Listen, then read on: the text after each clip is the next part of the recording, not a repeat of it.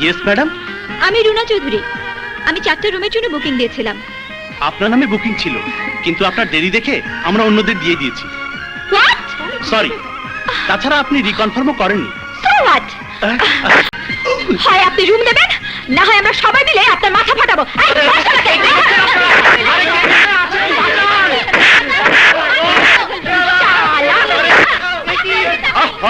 কি করছেন? শান্তি শান্তি শান্তি শান্তি। আপনি আশিক না? আমাকে আশিক, প্রেমিক, মজনু যা ইচ্ছে বলুন, কিন্তু কোন রকম গোলমাল করবেন না। আপনি আমাদের মাঝখানে আসবেন না। স্যার, আপনি আমারে বাঁচান। উনাদের 3টা রুম আজ রাতের জন্য ছেড়ে দিন প্লিজ। ও, তাহলে আপনি আমাদের বুকিং ক্যান্সেল করে নিজে বুকিং নিয়েছেন?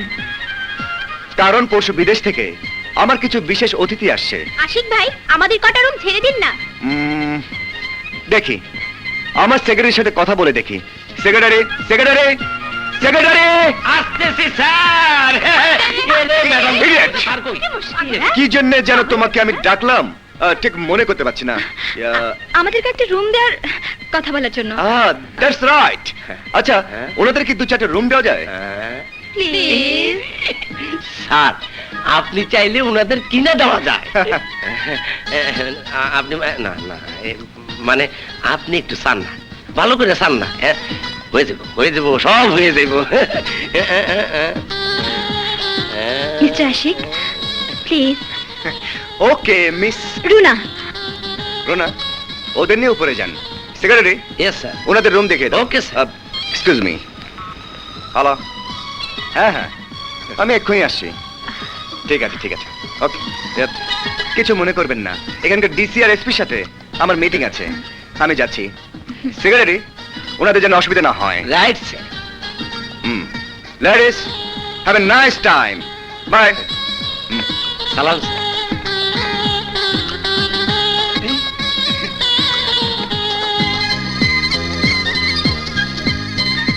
হা করে কি দেখছিস? দেখতে দেন, দেখতে দেন, আপনিও দেখেন।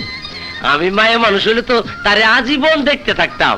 আহারে কি জিনিস! হ্যাঁ, চলে উপরে চলে। এই আসেন, আপনারা আসেন, আসে।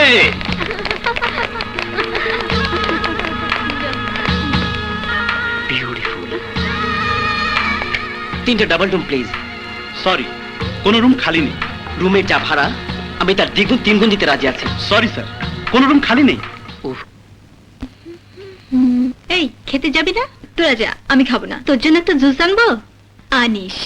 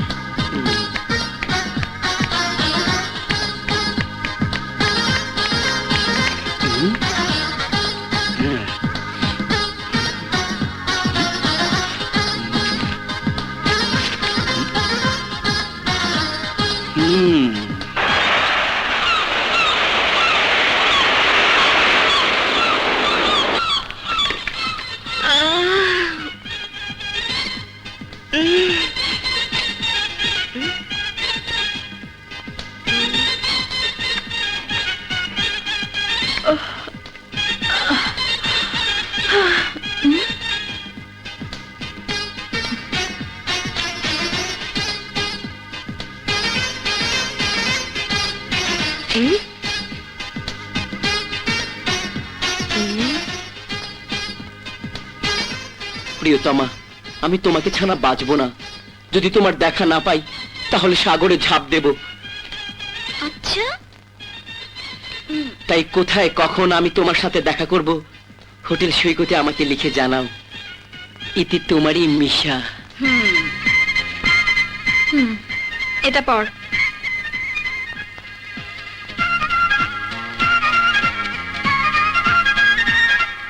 কি তোকেও লিখেছে? আমাদেরকেও লিখেছে। এই দেখ।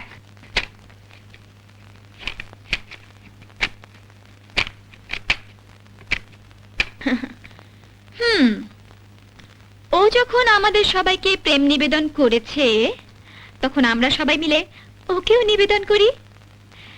দেখি আমাদের 8 জনের প্রেমে ওর ক্ষুধা মেটে।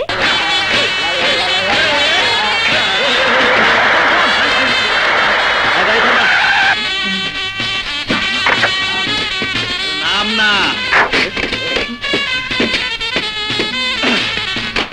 কই রে? হ্যাঁ, দেখি না তো কাউকে। দোস্ত তুই যে যা যাবো? আরে যা না, হ্যাঁ? যা যাবো? যা। বিসমিল্লাহ।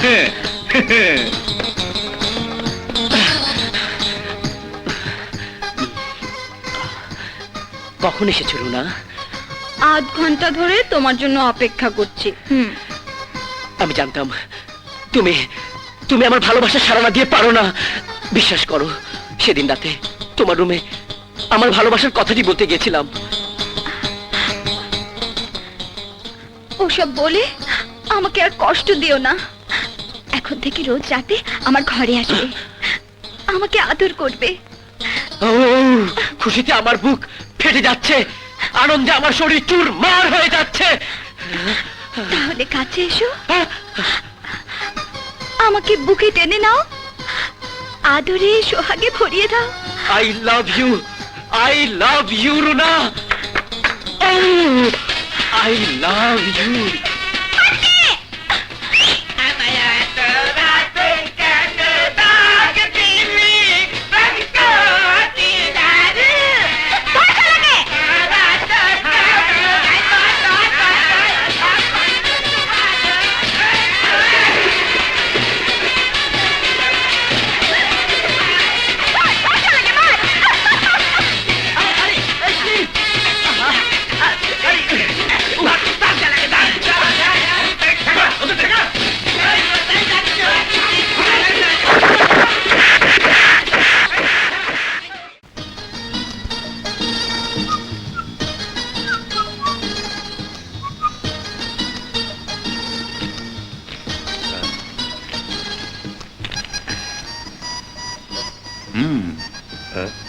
ও বাবা,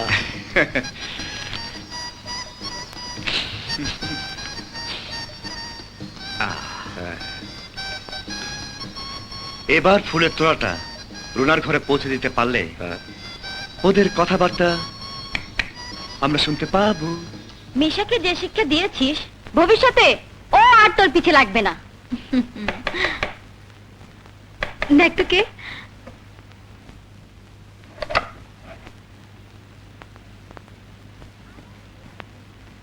আবারও ফুলের তোড়া।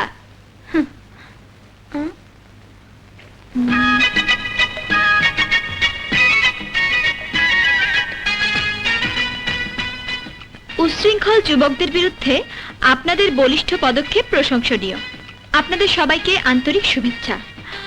আসি। আশ্চর্য, এসব উনি জানলেন কি করে? দেখ কি ভালো মানুষ, উনি সামনে না এলেও আড়ালে থেকে আমাদের ভালো মন্দ খবর রাখছেন। আশিককে পেলে অন্ধের মতো ভালোবাসতাম, বুঝলি? বুঝলাম।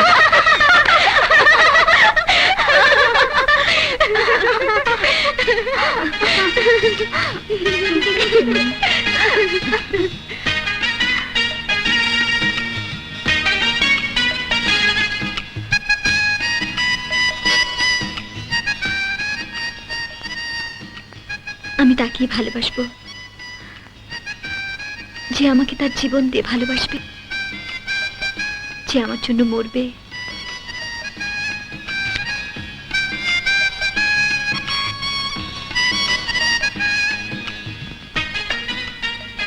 আমি তাকেই ভালোবাসবো যে আমাকে তার জীবন দিয়ে ভালোবাসবে, যে আমার জন্য মরবে।